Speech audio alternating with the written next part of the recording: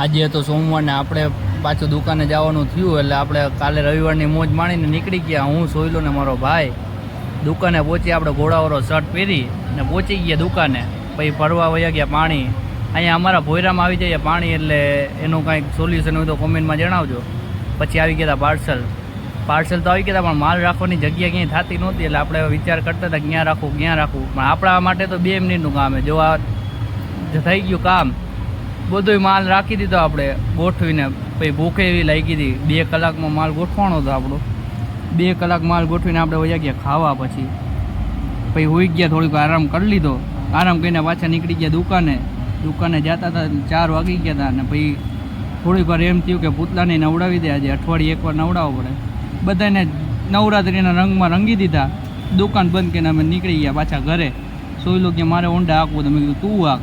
આવા જ લોકો જોવા માટે લાઈક